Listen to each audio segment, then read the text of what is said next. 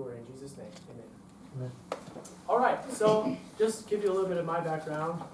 Like I said, my dad's a music minister. I grew up in Cuero, Texas. I did everything in the music ministry at my church. Played in the handbells, I sang in children's choir, and then I started playing guitar when I was about in 6th grade. So I played, we had a contemporary service and a traditional service at one point in time, and we had a blended service at one point in time, but I played a lot of guitar. I played a lot of piano, substituted as an organist. I formed a band when I was a teenager, and I taught everybody how to play drums and bass because none of them knew how to do it. So I played a lot of different instruments, and then I came to Baylor, and while I was at Baylor, I served at First Baptist Church in Marlin, Texas, which is like just down the road down there. Served there for 4 years, the whole time I was at Baylor, and it was a really great experience. Learned a lot, gained a lot, and what we did at Marlin was I came when the first Sunday I was 17 when I started leading worship. And then the next Sunday was my birthday. I turned 18.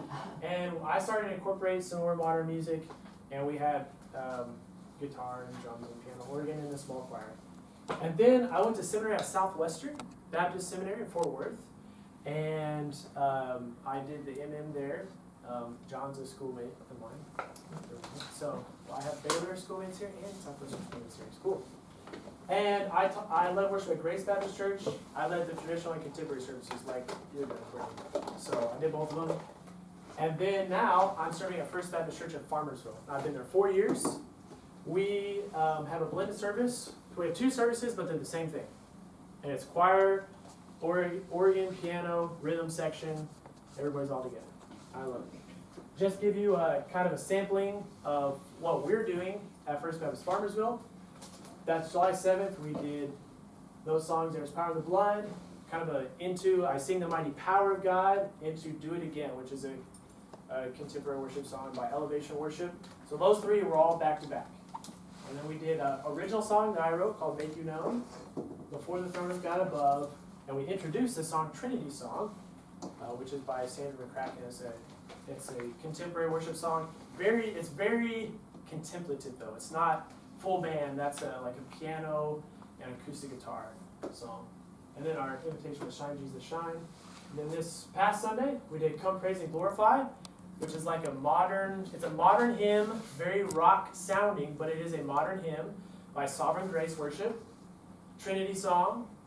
We did It Is Well With My Soul in the same key, so we ended Trinity Song and went into It Is Well With My Soul.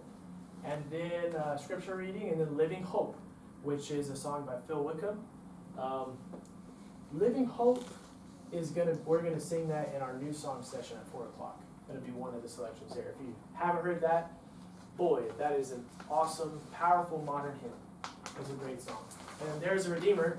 Anybody know who wrote that one? Who wrote that one? Keith Green, Keith the Melody Green. So that's like an 80s like chorus, but it's about it. It's a Trinitarian text. So that's First Baptist Farmersville. That's what we do. So I got to meet some of y'all. Oh yes. Sorry to interrupt. I was going to say, if anybody's interested in Living Hope, I found a great choral version of that. David Wise did the arrangement. That's really spectacular. I'm going to do it with my group this Awesome. year. So. Great. Yeah, David Wise. He does some good arranging. Thank you for that. Do you know the publisher? That's probably like, well, I'll let you answer. I won't venture a guess and be wrong. Word. Okay, that was gonna be my guess. Yeah. Looks like that. I thought he was just being hip and said word. Word used to be in Waco. Yeah. Fun fact. So let me get to meet the rest of y'all. Tell me your name, where you're serving, and some of the songs you sang on Sunday, and your instrumentation at your church. So. My name is Joseph Rapian. I serve at Trinity United Methodist in Little Rock, Arkansas. Haven't been there for too long. First service is a mixed service, which only really started when I got there about a year ago. And the second service is very traditional, full choir, small orchestra. On Sunday mornings, first service, I'll usually do 1 or 2 songs because I'm trying to ease them into it. It's an older congregation, They're not too familiar with contemporary music. But, you know, we have a steadily burgeoning youth program. So I'm beginning to try to reach out and teach these kids instruments. So hopefully that'll encourage them to play, you know, play alongside us. Instrumentation for the first service, the mixed service is I play guitar and we have piano, and whatever song that we pick, depending on, for one, if my team knows it, which it's usually a team of about 3 or 4, depending on the day. Vocal team? Yeah, vocal team. Depends on if they know it. I'll write parts sometimes. Other times, if it's simple enough or if they really know it, then I'll allow them their creative freedom to, you know, those. Yeah, exactly. A song you sang Sunday. A song. This past Sunday we sang "Open the Eyes of My Heart." There you go. Open the eyes of my heart, Lord. Never heard it, just kidding. No. Great, awesome, thank you, Joseph.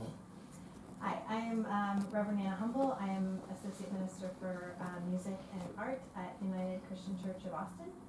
And we have 2 services. One is sort of Teze contemplative style service that has prayer stations, and one of them is always communion. And I usually serve as cantor in that service. And then we have another blended traditional service with I direct the choir, and we sing traditional stuff, but then we also sing folk stuff and global stuff. Some of our congregation has an aversion to like praise music, but we do sing like contemporary music a lot of times. So Great, it's a mix of stuff. awesome, thanks. I'm Dan Bowen. Our church is in Longwood, Florida, the Orlando area. But I'm one of those important people in the church. I am not a direct serving person of the church. I am the spouse of the music director. So I end up doing whatever needs to be done. I'll let her tell you about the services. So I'm Director of Music at Wakaiba Presbyterian Church in Longwood, Florida, Altamont area. And in a nutshell, 2 years ago, the church just knew we had to finally go from just traditional, which they were very good at traditional.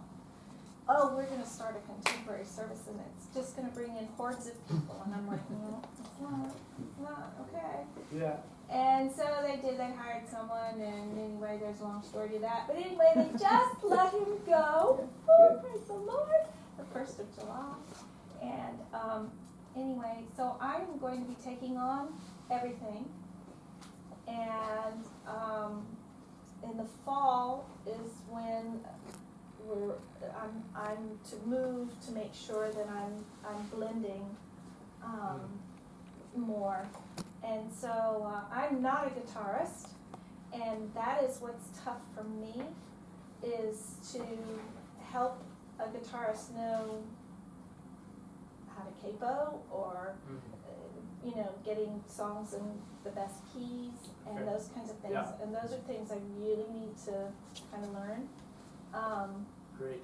But in the same time, in the same breath, I did have 6 weeks where we had to fill in for our contemporary guy, and I thought we did a pretty darn good job. But I had some very nice books, but I didn't have a guitarist. Okay. So. I'm going to write down what you said, because if we don't have time to talk about it during this session, the very final session I'm doing on Friday is called like Creative Solutions for Band-Led Worship, but it doesn't even necessarily have to be creative. It could just be solutions for band-led worship, and I can tell you some things about guitar. I'm a guitar player, and if I don't get to talk about that, then I can talk about that on Friday. Because we've tried. I mean, for about a year, we were trying to pull out any guitarists. We ourselves got cheap guitars, but I don't know that. I don't know how to do that. So. All right, I've written it down, and I hope to help you. All right. I'm James Faith. I'm at Christ Methodist Church in College Station, just down the road. I've been there 16 years.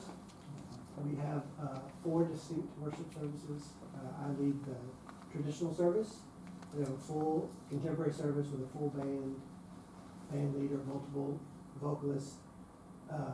We have a midweek service that is contemporary but pared down with keyboard, percussion, guitar, a couple of vocalists. And then I lead what we call a blended service, and that's why I'm here today, because I think it's not blended, it's more schizophrenic or something. So what we mean by blended is traditional things, and then we'll stick in a contemporary song and call that blended. And so I want to know how to do that better and do something like you were talking about where it's seamless through the whole system. All right, that was a question too. Okay, and let's see. Let's meet everybody in the background. Dean DeMero, First Baptist Church at Defuniak Springs, Florida, which is close to Destin. I was at First Baptist Destin before. We are blended. A year ago we were blended leaning traditional, now we're blended leading contemporary. Did This Is Amazing Grace, Anastasis, Built My Life. Last time I wasn't there last Sunday, it was Sunday before. Cool. What else? Piano, organ, rhythm section, choir, praise team. Awesome. Thanks, Steve. Hey, I'm Amy Reynolds. I'm the Associate Director of Worship and Arts at St. Andrew's Presbyterian in Columbia, South Carolina. And we actually have, for the first time, 5 of our kids over at Worship Lab from our youth program. Oh, great. We just drove from South Carolina to Texas. Yes, all together. It was a lot of fun. We have a blended service, but it certainly leans more traditional. And I guess a little hard to explain. We kind of alternate Sundays. We have just one service, and we have an orchestra that plays some Sundays. We utilize the drum set with the orchestra on the contemporary songs, and it kind of goes back and forth with Tiffany. Some Sundays we have just our organist and pianist. We have a worship band that plays some Sundays, and we have our youth guys that are starting to play some Sundays. So we kind of alternate what we're doing a little bit. This past Sunday we did He Will Hold Me Fast. And this coming up Sunday, funny enough, they're doing Come and Praise. Yeah, come praise and Come glorify. Praise and Glorify, yeah, sorry. Praise 17. Great. Hi. Okay, I'm Cheryl Tatum. I'm at a very small, probably the smallest church in here, Memorial Baptist in Corsicana. And it just about died about 3 years ago, and there's an effort now to revive it. And so, and music has had a big influence. It's strong in music in the past, but it went through some hard times. Last week, I sold the Hammond B3 organ. It's gone. I would have loved to buy it if I would have been able to afford it. Yeah. Well, you could have afforded it, but anyway, we would have almost ready to give it away. That's too bad. I play piano. I'm a retired English teacher, but I play piano, and I love music, and have decided to just sort of have a second career, and it's all about music. And so we have a brand new sound system at this small church. State of the art. I mean, it's really, really nice. And so my thing that I've been saying is that build it and they will come. And but we have a guitar lead singer. His wife plays. She's learning chords, keyboard. I play piano, keyboard. I'm the only one, and we have a drummer, lady. And I'm the only one in the group that reads music. And and I'm a volunteer. I haven't joined there, but I'm a volunteer. But anyway. I think they were a bit intimidated by me in the beginning because I read music and I play piano. And it's taken probably 6 months to kind of reassure them that I'm no threat. And yeah, but the whole thing of going from notes, piano notation to guitar chords, and that's something that we've really had to work at. It's just the key, what key to sing it in. And it's been a big learning curve for me to think more in the chords rather than, just got to have the notes there. And we joke about I have to have all the music. I'm the retarded one that has to have all the music. But anyway, we're excited. We want to reach out to Navarro colleges in our town. That's where I retired from, for some college students. And but the whole thing of planning a service and, you know, blended versus contemporary and traditional and all that, and I look, the schizophrenic idea is, yeah. We just sort of stick in, you know, we did, when we all get to heaven last Sunday, started with that, and, but we do Good Father and Oh Come to the Altar and things like that. The guy that plays guitar he's a sort of a new Christian, he and his wife, and they're great. So, but they don't know the old songs, and so that's, you know, that's another. So issue. everybody's learning. Some people are learning old songs, some people are learning new songs. Big learning curve for all of us. All right. And I hate to talk so much, I didn't think I Okay. would. But really, the neat thing is just the forming this group. And something about making music with other people and just, we've learned to, you know, accept each other. I'm the old person of the group. I'm the old lady, you know, they're younger. But it's working and it's really, really nice. God's good. Amen. Good. Melissa Hamilton, I'm from Grace Lutheran in Killeen, so that will tell you very traditional right there. I'm a lot like you. I don't know about anything about guitar. So in this, about bringing in, will that bring in the young people, you know, trying to just add in some contemporary, and we have no band or anything. We have some people that say they can play guitar, but I'm no help to them, you know, since I don't know enough about it. And then our choir, I have a choir that sings, that we usually lead if we do a contemporary song. And I've just used recordings so far from like Lifeway Music. So that's what I've done. And grew up in Victoria, by the way. So. Oh yeah, there you go. Yep, that's my neck of the woods, down south, where it's even hotter than here. More If humid. that's possible, yeah. All right, well, thank you all. That really gets me some context for, you know, what hopefully I can say that'll be helpful to you. And if you have any questions throughout, raise your hand, or at the end, we can talk. I have one real quick. Yes. So the selections that you guys kind of shouted out, I wrote down a few of them. Are you getting them off of the CCLI, like Song Select? Or are you getting them someplace else? We get them for Song Select, on CCLI, Song Select, paid membership. Song Select, Lifeway Worship. Lifeway Worship. And you can also, I Sovereign like that. Grace website is a great, Yeah. they have a lot of free music, Sovereign Grace there, which is where Come Praise and Glorify. Yeah. I'm going to talk about that a bunch in Worship Technology Part 1. I'm going to show you like 10 websites where you can buy music or get free music, which is, how awesome is that? Yeah. Free music. So we'll talk about that in Resources and in Worship Technology Part 1. I'll show you these websites. I'm going to hook the computer. We'll go and look at a bunch of different things. So some benefits of including modern music. If you are, does anybody ever have to kind of be the one that argues for or is the advocate? That's a better word. Do you ever find yourself having to be the advocate for modern music? Maybe. Okay. Well, if you're ever having to be the advocate, think about some of these things. If you are open to singing modern music, you have a wider selection of songs. It doesn't mean you can't sing hymns.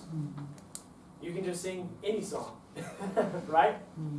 You, some of the modern music might be familiar to your people already, whether they hear it on the radio or it's youth students that heard it at camp. It puts you in step with many other churches, which allows your people to be able to worship more easily when they are away, and connect you with the larger body of Christ. Now, what I mean by that is, if you, and I'm not saying that you have to be this way, but, and I like to do a lot of things that are lesser known, so I'm like the indie guy that, if you've never heard of it, I'm proud of myself kind of a thing. But if you are singing songs that are widely sung in the church, it kind of helps your people be able to worship if they move to another town. Not everything's going to be foreign to them. It just connects you with what the church is singing at large.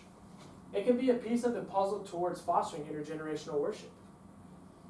And it gives some musicians an opportunity to use their gifts. If you do have guitar players that came into your church and you weren't doing modern music, but now you are, they can start serving. If you have a drummer, if you have a percussionist, you know, that just plays auxiliary, you know, bongos or tambourine or whatever it might be.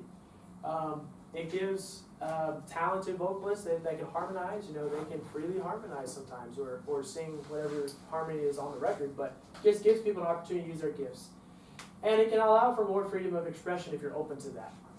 And I'm going to connect that with this question of, does adding modern music really bring the young people in? So, I mean, I think really the answer is no. It doesn't by itself bring young people to your church. Just because you say we're adding modern music, that doesn't mean that all of a sudden young people are going to come to your church. But I will share this story in that if you have a variety of things, it can be hospitable. It can be hospitable because if someone walks into your church and they know none of the songs, it might be something that turns away. It might not be, because your music, the service might be awesome and they learn the songs and it'd be great.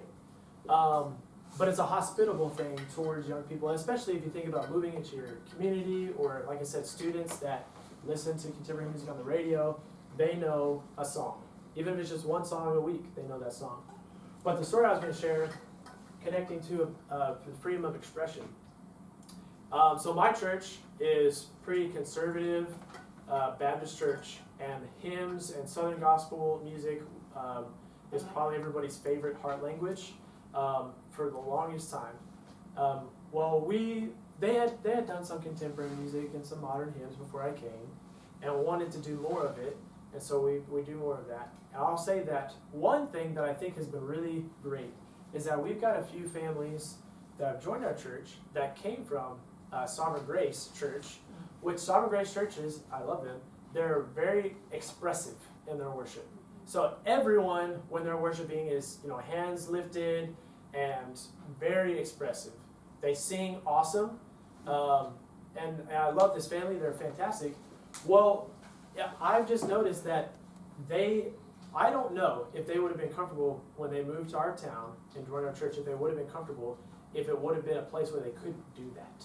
So not everybody in our church raised their hands, probably only 10 or 15%, but they feel comfortable there, even though it's not the same as their Sovereign Grace Church, which is all contemporary, a lot of their original music, but in a contemporary setting.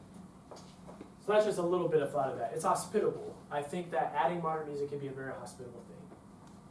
All right, so let's talk about some general tips for incorporating modern music. Do what's best for your context. So we were talking about with Todd that if you've got piano, organ, and you don't have any guitarists, that's okay if you still want to sing some songs that are modern.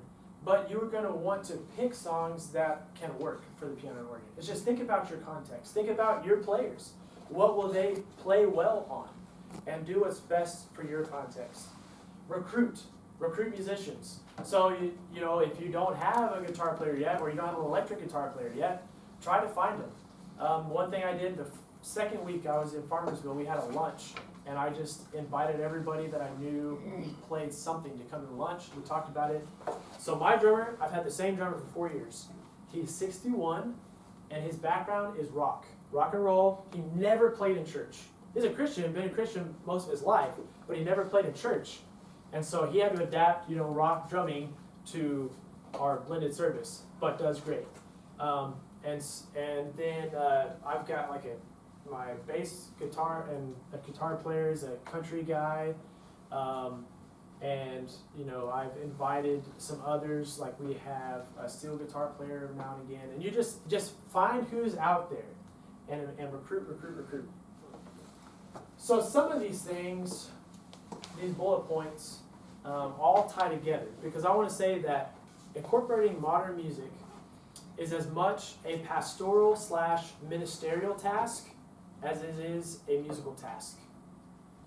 Even if your congregation is open to it, you still have to think what's best for them, and it's as much of that as it is a musical task. So this is what I mean.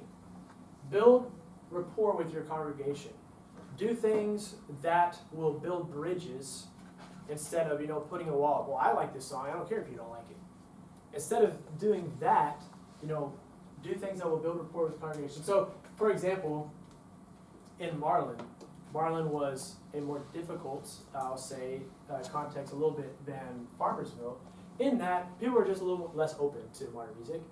But the first drummer that played drums in the church, that broke the seal, if you will, there's always a seal of drums in the church, was one of the families that the father was the pianist. His son was the drummer. So instantly, well, that's fine. He's like the favorite child of the church. And so, yes, we'll let him play drums. So then drums are okay. So find ways, that also takes prayer, right? Find ways that will build bridges and help your congregation. Secure staff and congregational support. Make sure you're on the same page with your staff. That you are, that your philosophy is the same. Prepare for criticism and difficulties. It's okay, but just be prepared and know what your philosophy is and be gracious. If someone says, why did we sing 4 contemporary songs and only 2 hymns? Have a conversation, listen a lot, and try to be supportive and understanding. Select music carefully. So, select congregational friendly keys. We're talking about keys. I think more important than what's good for your guitarist and your pianist is what's good for your congregation. So a lot of times that means you're lowering the key. If it's a male singer like Chris Tomlin or Phil Wickham or whoever it might be, you're usually going to lower the key. If it's a lady vocalist, it might be okay.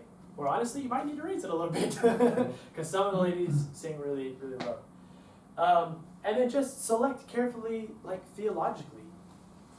Think about the text. What text is really going to speak to your congregation? Don't just pick it because it's on the radio or someone said you should pick it, but what's really going to be good for your church. And then lead worship with professionalism. A couple of tips for this. The one I was talking about was transitions. And y'all were talking about this, I'm just sticking a song in here. Okay, what do we do? A couple quick tips on that. You can pick songs that will go in the same key. And you can change the key of a hymn that you've played a lot. Like if you transpose it yourself or through Song Select. You can, if you want to, for example,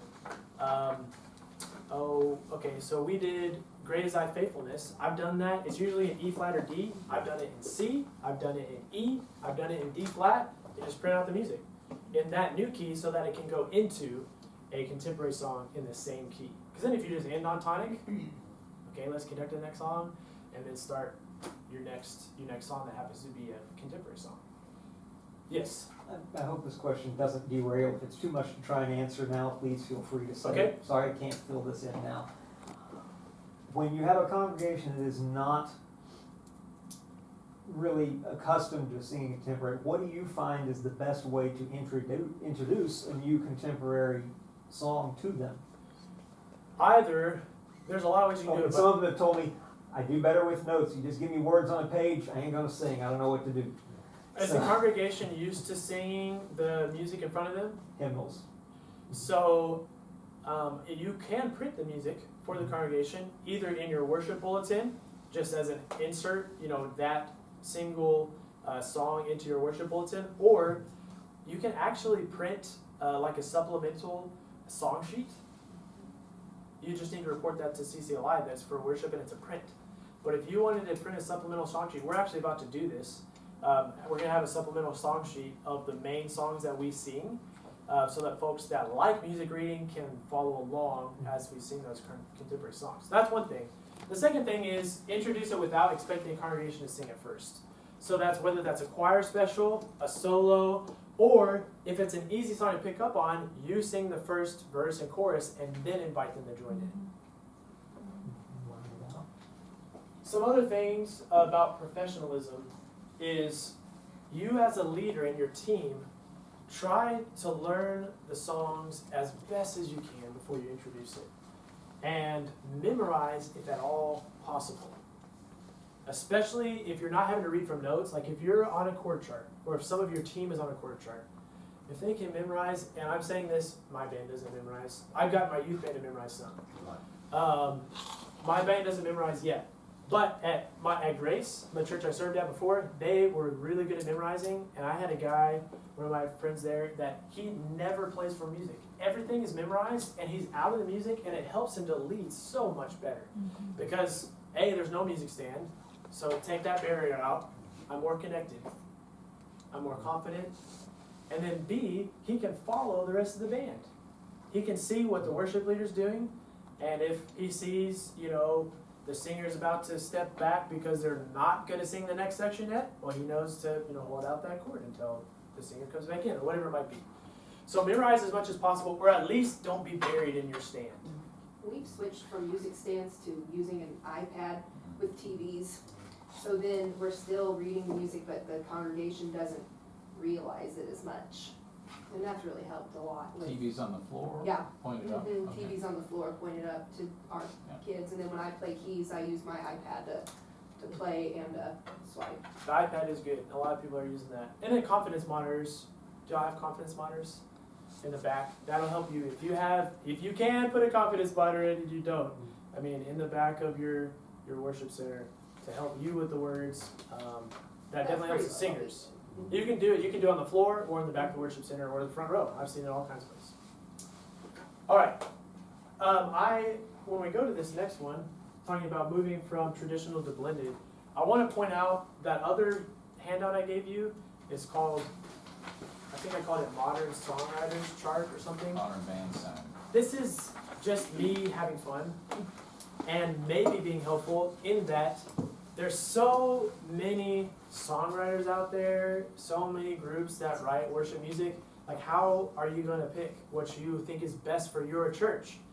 So that is not everybody that writes worship music, obviously, but it is basically anybody that's written anything in the CCLI Top 100, plus people that I know and either like or just know that are important. So it's basically on the right-hand side is modern hymnic, and then the left-hand side is more modern band, and then in the middle is either folk style, more acoustic, or liturgical style, or mixed genre is just a mixture of things. And then I put theologically deep, theologically simple. That's not to smush on anybody's favorite artist. If Jesus Culture is your favorite artist, I'm not saying that they're not good. I'm just saying that their lyrics are more simple, more repetitive. I will say I tend to trust the theologically deep writers more. I care a lot about theology. I care a lot about the doctrine that we're singing. So I will say I tend towards the upper part of the list. But that being said, Hillsong and Bethel and Passion, they're kind of in the middle there. It depends on the song. There's some songs that are just absolutely fantastic. And so it doesn't, you don't have to sing every song that Bethel writes, but you could sing the best ones that fit for your church.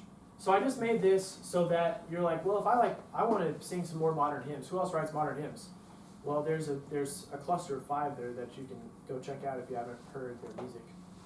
Or if you like folky type stuff, there's a list of like 6 or 7 around there that you can look at. Or if you like modern sounding stuff, just check it out. So ways to incorporate modern music. So I'm kind of going to outline some different approaches. The first way is to move from traditional to blended. And moving from traditional to blended is kind of what I've done the most. It's kind of where I have the most experience, if you will. So the first thing is, if you can, add rhythm section. Guitar, drums, bass, keyboard, electric guitar. And there are tons of orchestrations out there if you already have an orchestra. So, check praise charts and Lifeway Worship, and then there's lots of other places that you can find too. Move at an appropriate pace for your congregation. That's just thinking wisely. Probably at first, it's probably 1 new song, maybe a month, unless that feels too fast. It depends on your congregation. Eventually, you can probably do like 2 songs a month, but I would never go faster than that. Even if you talk to most worship leaders, I was at a panel discussion at the Sing conference this past year where Bob Coughlin and Owen Bailey, the guy that leads worship at the Getty's Church, they were talking and they said, we don't do more than 1 a month. And we make sure we repeat it 3 out of 4 Sundays. If you can't do it 3 in a row, try to do 3 out of 4. Yes, sir. You mentioned earlier, but I think first thing, most important, is make sure your pastor has your back. That he's for it. That's absolutely right. You can't be fighting your pastor and the congregation. Yeah. Absolutely key. I have a pastor now that's just, he's all for it, and it makes all the difference when people come to him and say, he didn't do it. It's like, that's where we're going, we're reaching young people. Church is growing. Yep. I got it. Yeah. No, the pastor really had my back in Marlin. I tweeted yesterday, in Farmersville, I've been there 4 years. One time has someone complained to me about the song selection. Only once. In 4 years. It's awesome. They're really great. I don't know why, they're just so nice. In Marlin, it was like once a week. I'm not kidding, it was once a week. So one of my choir members used to bring the bulletin from other churches and like underline all the, like how many hymns they sang, which would always be a church that only sang hymns, so that was easy. And it didn't matter that we usually probably had, at Marlin, probably 4 hymns and 2 contemporary songs. It didn't matter. It was, it just wasn't good enough. But I'll say, even though I heard once a week, the pastor heard as much or more than I did, and he never told me that he was taking that heat on my behalf. Because people would come to him and complain, and he would just, listen, like I said, listen, understand, but calm the situation down. And I didn't have to hear all of the feedback because he had my back. That's a good point. But listen though, because if someone says, I could not follow that song. I mean, why did you pick that? I couldn't follow that. Now, it could be that they're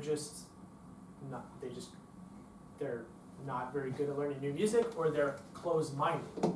But it could be that you did it in a way that was difficult to follow. And you should listen. Doesn't mean that they're right, but listen to your congregation and find out, well, maybe I'm moving too fast. Maybe I need to repeat this song more, and so they actually learn it.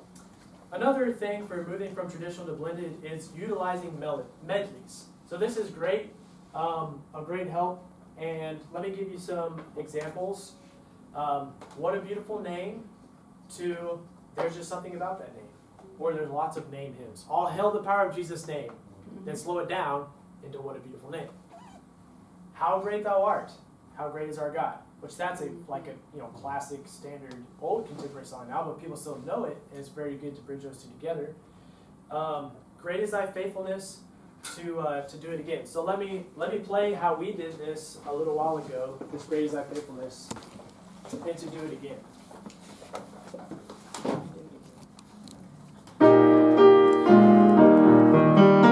Great is thy faithfulness, great is thy faithfulness, morning by morning new mercies I see. All I have needed thy hand hath provided. Great is thy faithfulness, Lord, unto me. Your promise still stands. Great is your faithfulness, your faithfulness. I'm still in your hands. This is my confidence. You never failed me yet.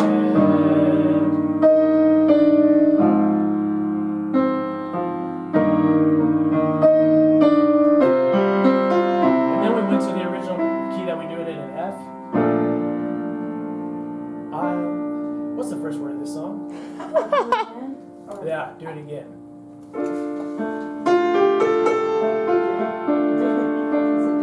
Walking around these walls. I thought by now they'd fall, but you have never failed me.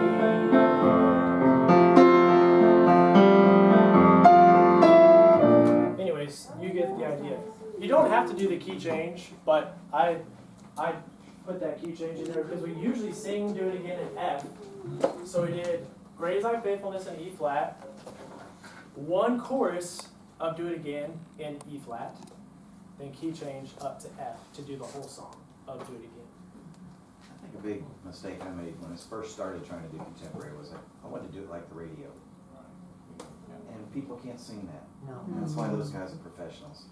Change the key, take out the difficult transition, and do what you want with it, and make it singable for everybody, and it goes so much better. Absolutely. Absolutely. Logistics question. Okay. Our church doesn't have screens, and it would have screens over a number of congregants' dead bodies. So, and the architecture of the church doesn't really work well with it, but, okay, so you've got a hymn, and you have a contemporary, and you have a largely elderly congregation who might be open to singing the contemporary, juggling all this. I gotta get from my hymnal to, oh, now I need a song sheet. Sure.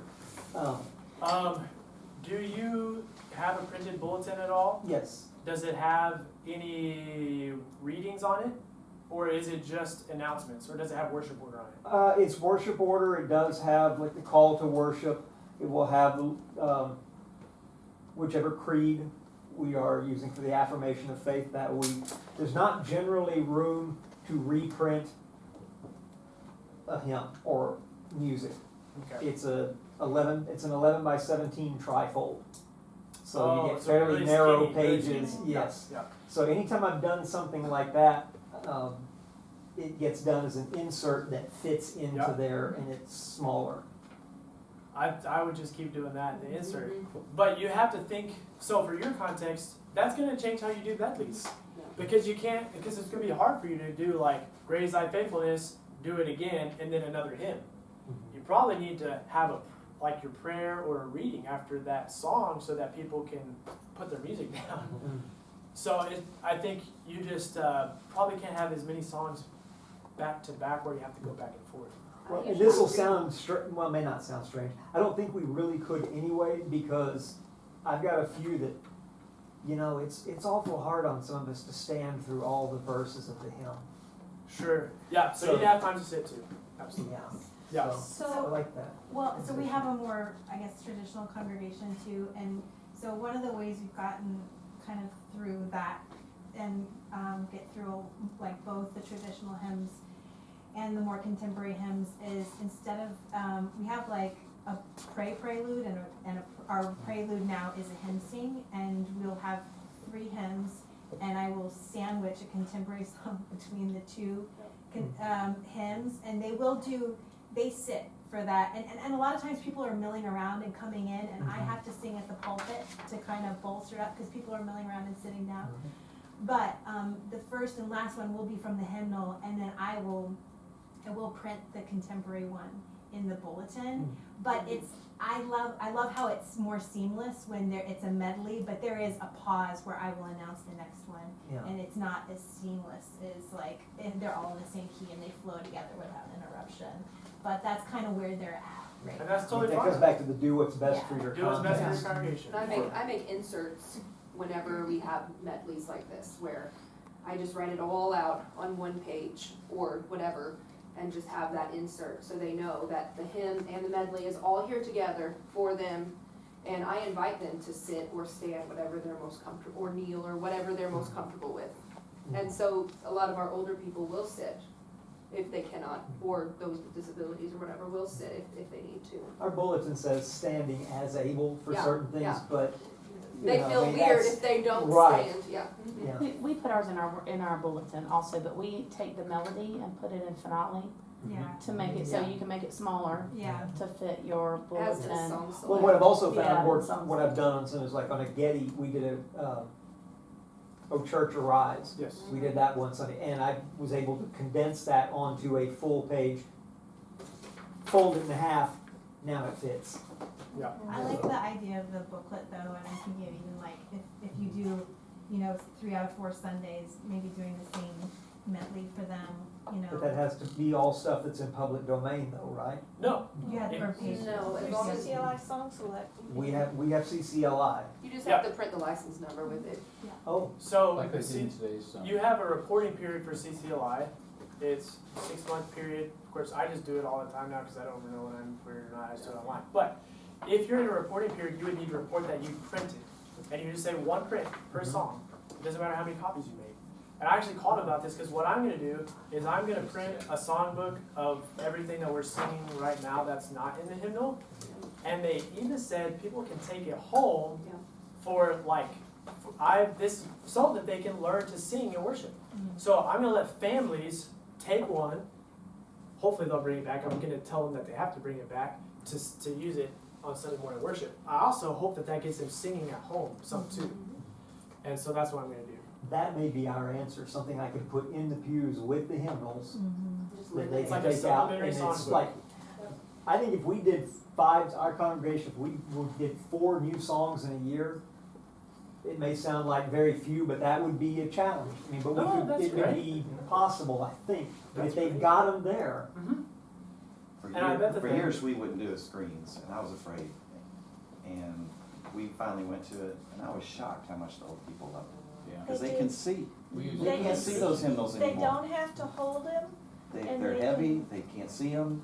I was shocked that the Singing older is folks are the louder, ones that too. really loved them, and they're looking up, they're not doing hymnals, so if you can ever get there, and don't start with a contemporary song when you get that screen, start with Amazing Grace, Holy, holy, holy. and go from there for 6 months, Yeah. don't even put one up there. Yeah. But after they're used to it, and they love looking up and seeing those songs they love, And their readings. you add one, and Put the call to worship and all that stuff up there, they love it. for everything. And now I found, we've just started doing that in the last, year and a half, 2 years. And now if we don't have it up, it's like, huh? They'll just say like the song. What do you mean? Use You're your all- hymnals or. They get lost because they're using the screen. Yeah. Well, let me try to breeze through some things here, and then if you have more questions, since we have about 6-7 minutes left, let me answer your questions at the end. I'm trying to hit a few more of these ways to incorporate modern music. But continuing on to this balance, so we're talking about the what was it, schizophrenic? Yeah, that was the word. You're now schizophrenic. That's not, that might not be as bad as you think. It depends on exactly how that looks. I put on here, balance all of the music in the same seamless style and different songs authentic to the original style. I think that there's value in both of that. Because a lot of times we do kind of the seamless thing because we have our band plays on all the hymns. And so if we play a hymn that goes into a contemporary song, it's all the same instruments, kind of sounds the same, which is cool and it's great, and that's probably what we do the most. But it's okay sometimes to have a hymn that's just piano and organ, and then a cappella, and then you stop, and then you start a contemporary song with guitar, and that's okay. And that variety, I think if you have a balance that's good for your congregation that doesn't like just jolt people, that's okay if there is a little bit of schizophrenia. I would say that the most important thing is that your liturgy flows. Even if if there's transitions that the music changes, but if you're going, from a moment of confession and then you're coming into forgiveness, it still makes sense, even if the music changes. And you could bridge it if you finish with your organ piece, and there's just that, 3 seconds of, and then just guitar comes in softly, and whatever your scripture reading comes in, even if it's just one little line, and it bridges it and it propels you forward. That's great. Even if it was a really fast song, you could start with just guitar, read scripture, and then you go in. That's good. All right, let's talk about some other things that you might do in your context. You might use modern music in the style you already utilize, which we've talked to some about this, but find arrangements for your instrumentation and voicing. Simplify songs and arrangements.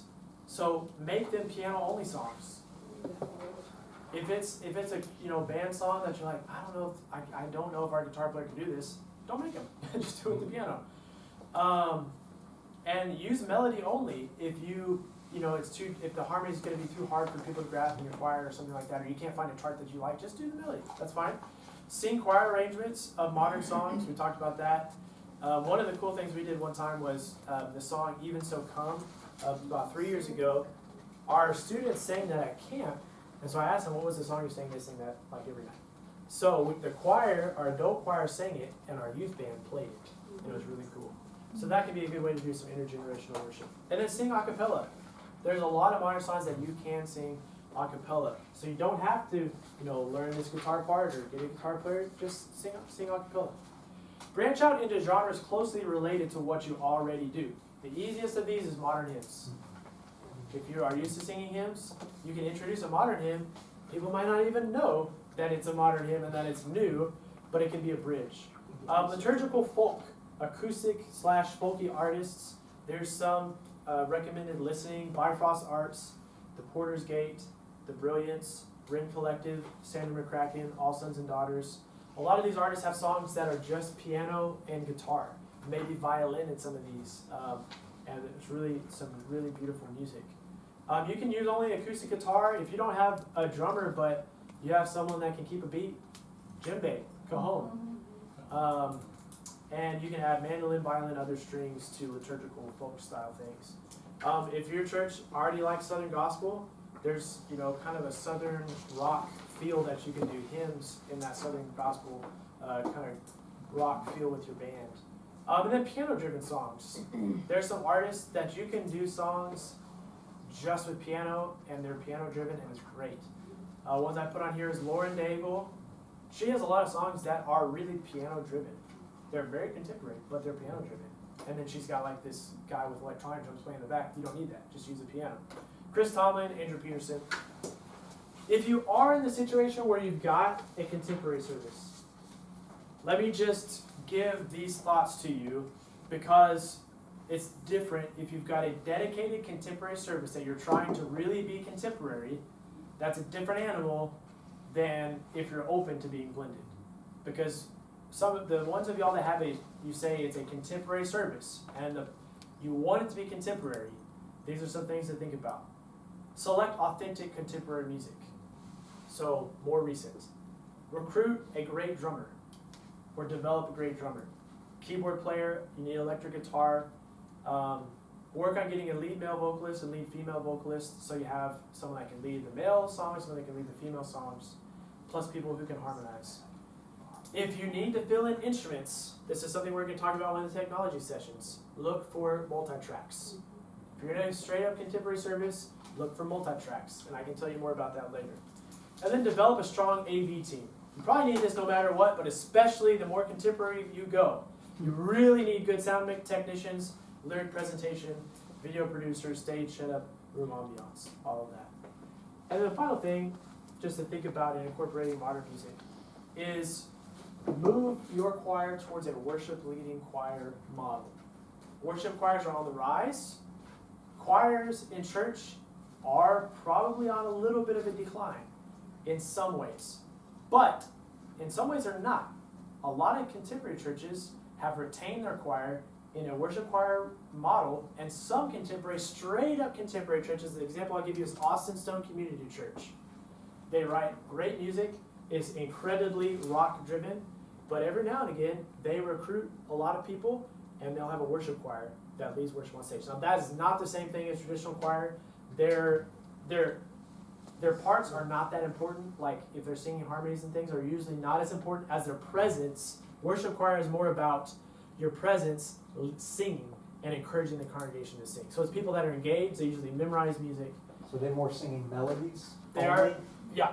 Now not every worship choir does that. A lot of choirs, so if you want to retain your choir and still sing specials, that's great. But it is helpful if you can remind them of their role, that they are leading worship. If your choir sings on all the hymns and everything, they are leading worship. And what a lot of people are doing, and I wish that we did this and we might someday, is memorizing everything. If you have the hymns memorized, parts included. Churches do this. I am amazed at it, but it's awesome. When the choir sings everything memorized, parts included, their anthems and the worship music. But this is what it does. It encourages the people to sing. So it is such an encouragement towards congregational singing. Because all the choir is not looking at their music, they're looking out and they're engaged. It gives them freedom to be expressive, and it helps them to worship, I think. You as a worship leader are more free to worship if you memorize your music. The same goes true for the choir. All right, I think our time is up. That flew by. So I believe we've got Dr. Pepper float break or exhibit break. And if you have more questions, just talk to me and I'll be in here for the next session at 4.